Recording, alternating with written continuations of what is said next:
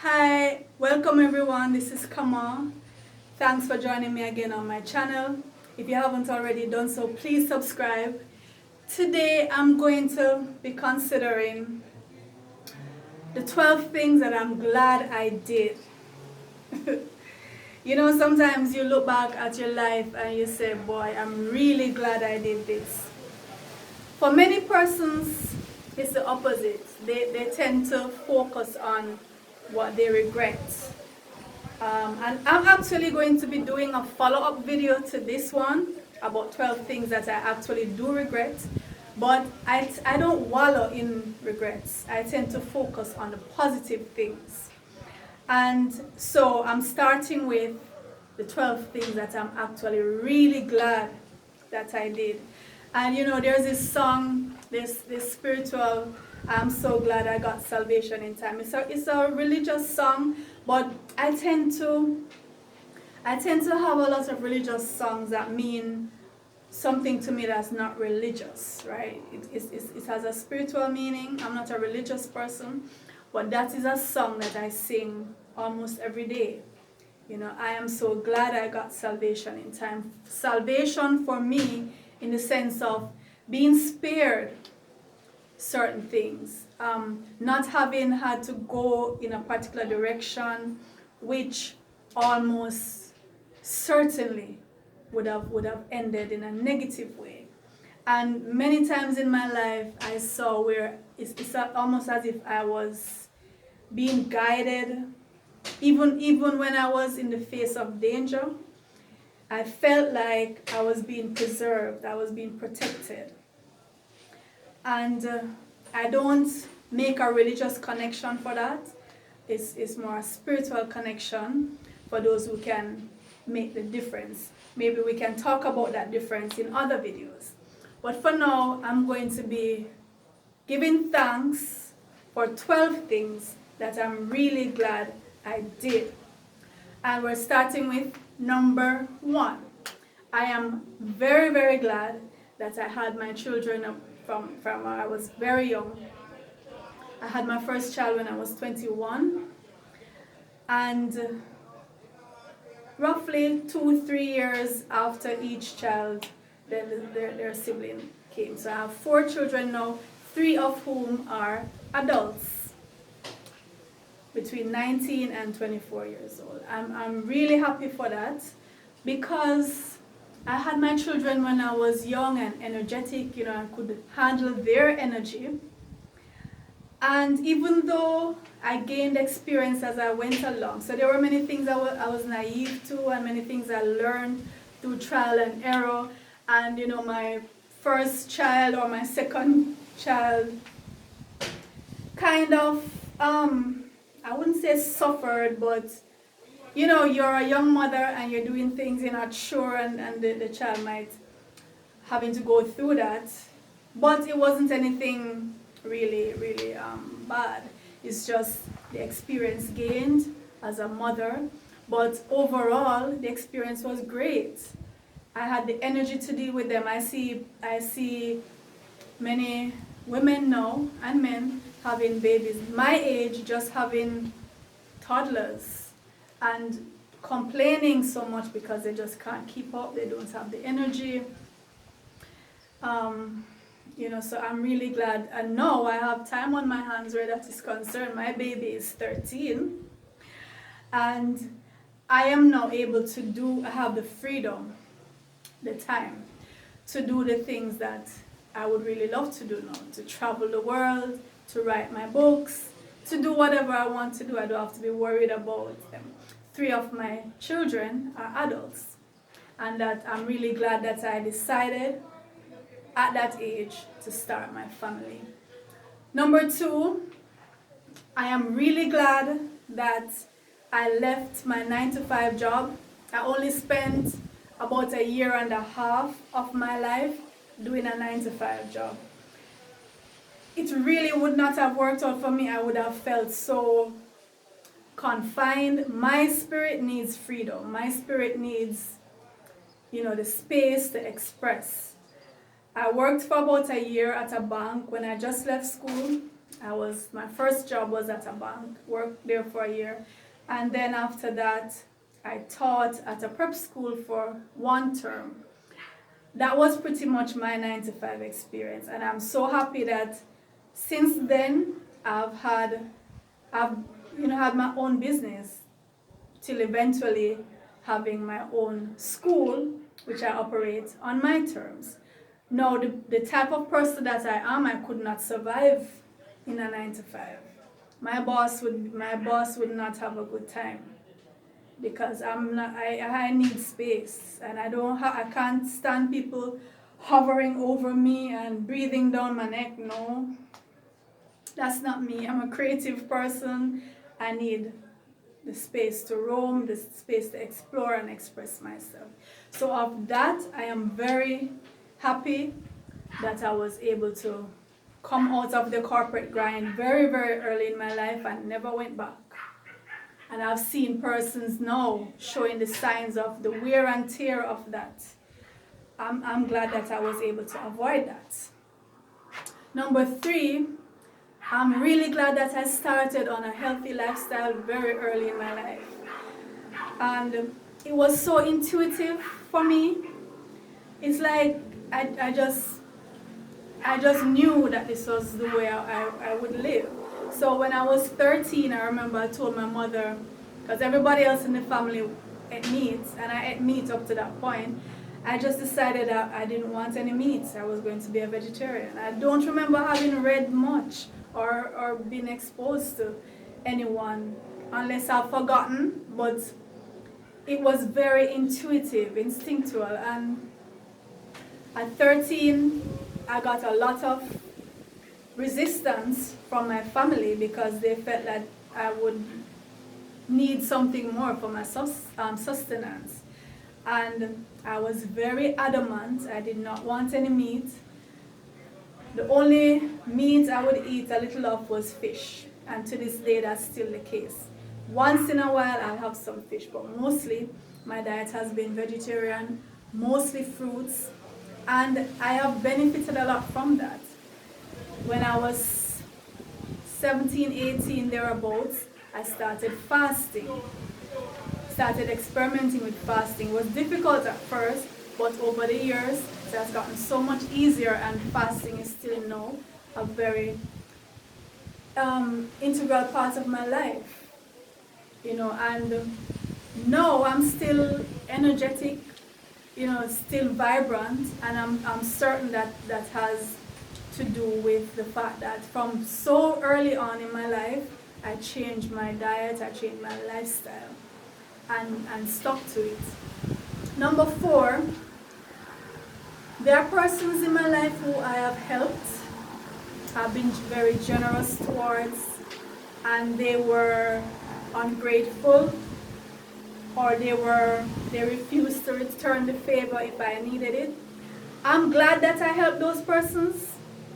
I don't regret helping them. I'm glad also that I cut them off when I realized that I was being used, I was being taken for granted. As soon as I realized that, in all these cases, I cut them off, but I don't regret having offered that help. And there are many times that as a teacher, I've given free lessons to persons, allow them to sit in the class for hours, for weeks, and or I've lend money to persons and they don't return, they don't pay back. We've all been through this. But some persons would actually say, boy, I regret doing it. I don't, because I knew that I was helping from the sincerity of my heart, because if I see where you need help and I'm able to help, I will help. However, I will not be taken for granted. I will not be used. So you must be able to draw that line.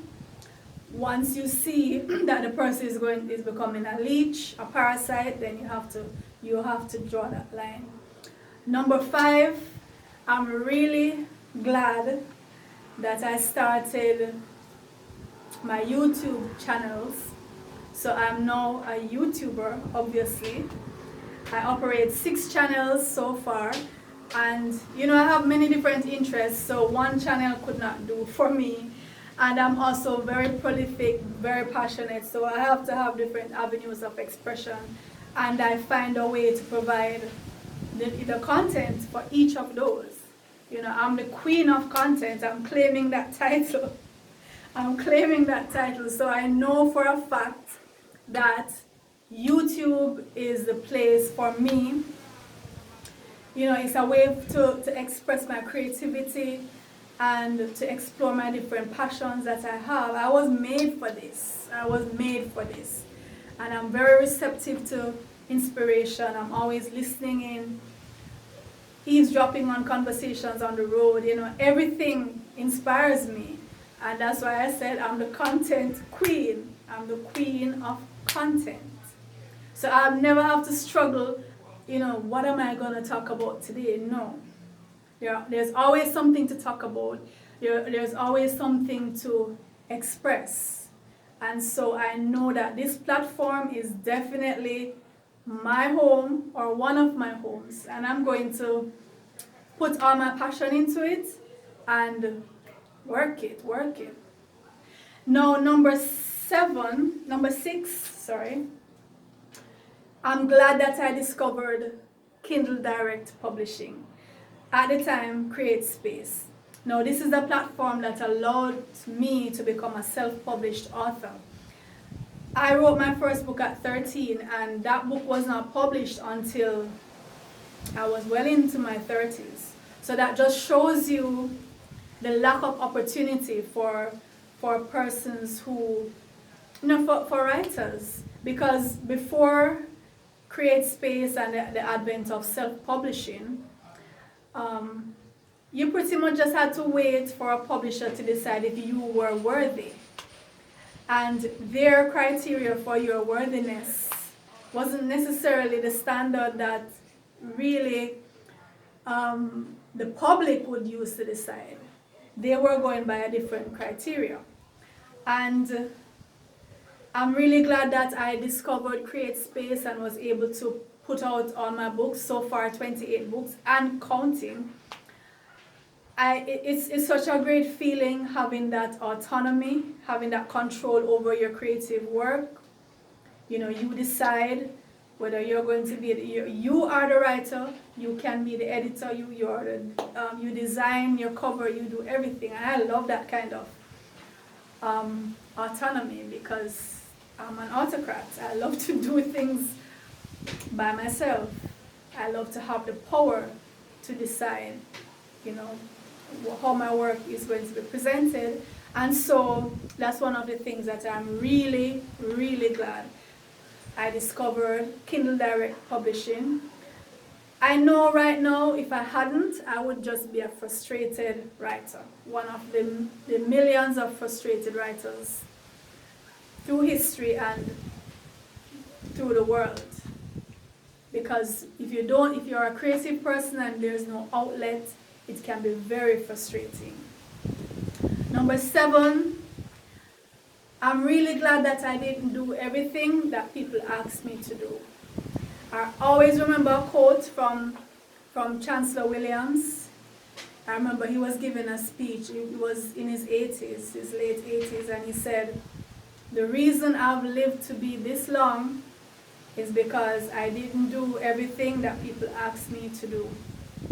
And that really came home to me, because you see, if you do everything that people ask you to do, you're not going to be here long.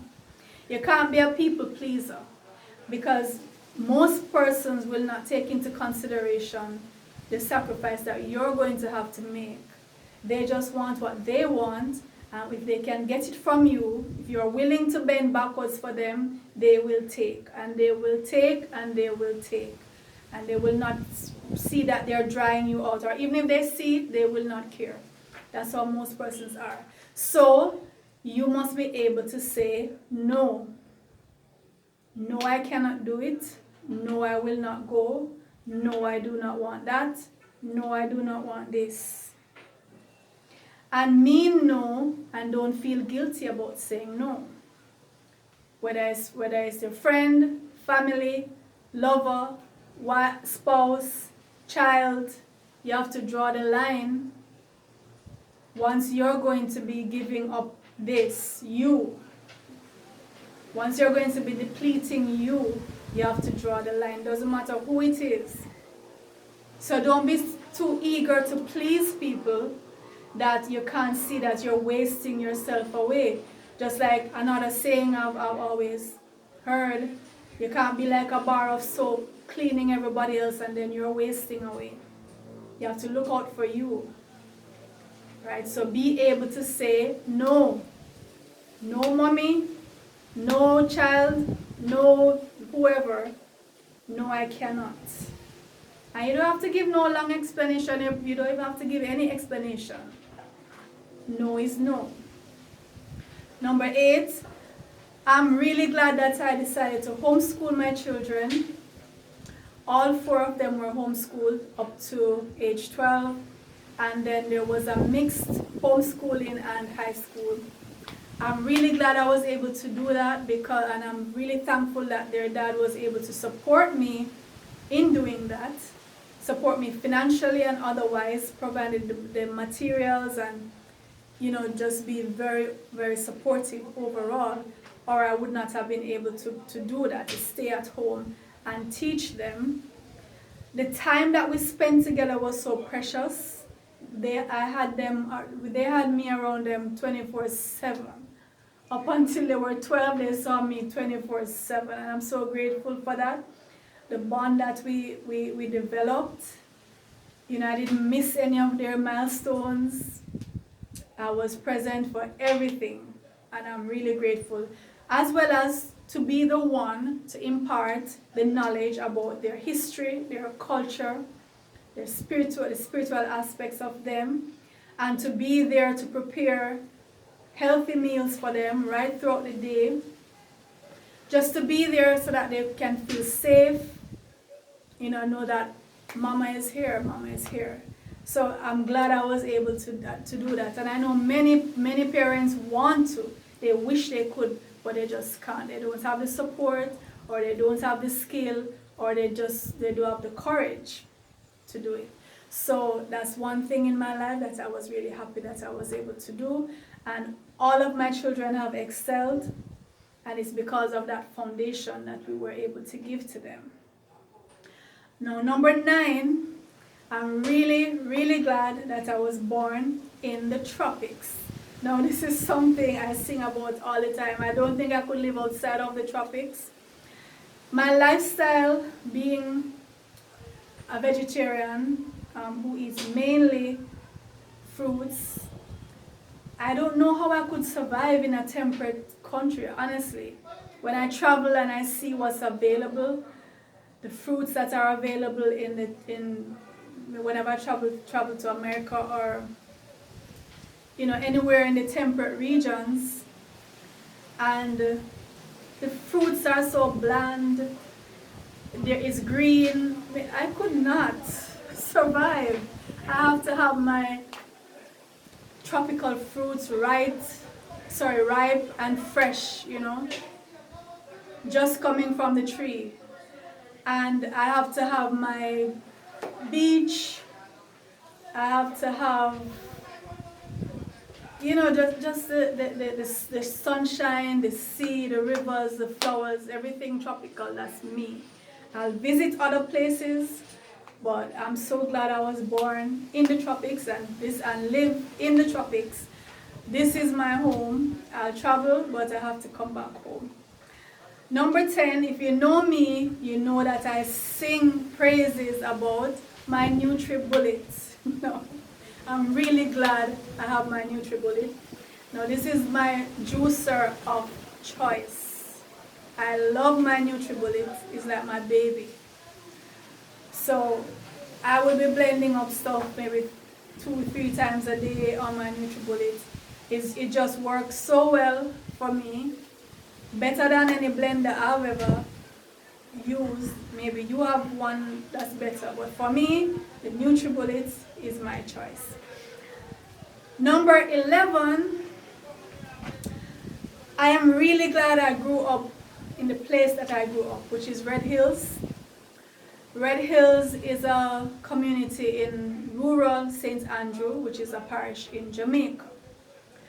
And the thing with Red Hills is that it's just right, it's the right distance away from the city, but it's still country, right? So if you needed anything in the city, it's just like less than an hour. You just go up the hill. But you had lush the trees. We had in the yard that I grew up, we had almost every fruit that's available in Jamaica was growing in that yard. Guinea, apple, soursop, June plum, mango, star apple, almost every fruit, jackfruit, and so we had access to all of these. We had a big yard to run and play. We had trees to climb. Now, I lived in a place called Peat Peak Valley in Red Hills, and in the valley there were no street lights. We had electricity in the houses, but there was no street light. And so in the night, it was really night. So it was dark. You could see the stars. You could see the fireflies. You could hear the crickets and the frogs. In the mornings, you woke up to the rooster. So it was really a country setting, not too far from town, but country. And I'm really glad I grew up there because, the air was fresh and clean. When the rain fell, you could smell the sun. All of those things that you associate with country life, country living, I had that. And I'm really grateful that that's where I grew up. We played ring games. All the children were barefooted running about. Those were so precious. Those days were so precious. The last one, number 12, I am really, really glad that I met my children's dad. Not just because we teamed up to produce 4 awesome children, but he has been very instrumental in my own development, even though we're not together anymore. But he was very instrumental in helping me to form my political foundation, my spiritual foundation, and otherwise. When I think of all the persons, all my favorite persons, he introduced me to them. And by my favorite persons, I mean my favorite singer, who is Joan Armatrading, he introduced me to her music. My favorite author, James Baldwin, he introduced me to James Baldwin's books, novels. My favorite poets, Haki Madhubuti, Nikki Giovanni, my children's dad introduced me to them. And on the political side, he would always, take audio cassettes and books with historians like Dr. Ben, Dr. Clark, Dr. Amos Wilson, Malcolm X, Marcus Garvey, all these persons. I knew of some of them, but he's the one who really gave me the full meaning of what these men were about and exposed me to all that information, that the foundation of my Afrocentricity. And we would have, I would say literally hundreds of video cassettes, audio cassettes, DVDs. He accessed all of these, and we had access to them at home, myself and the children. So for that, I am very grateful that he was a part of my life, and for the 4 beautiful children that we produced together. So those are my 12 things that I give thanks for every day, focusing on the positive. I'm really, really glad that these things happened in my life. As usual, I'm wanting you to comment and tell me what are some of the things that you're really glad happened to you, or you're really glad that you did. Because we can't just be focusing on the regrets. When you look back at your life, yes, there are things you wish you could go back and change, but what are the things that you really would never touch? You would not touch anything about those. You want them to remain the same. You're glad that they happened. Tell me about those things in the comments. And as usual, please subscribe, please like and share. I'll see you next time.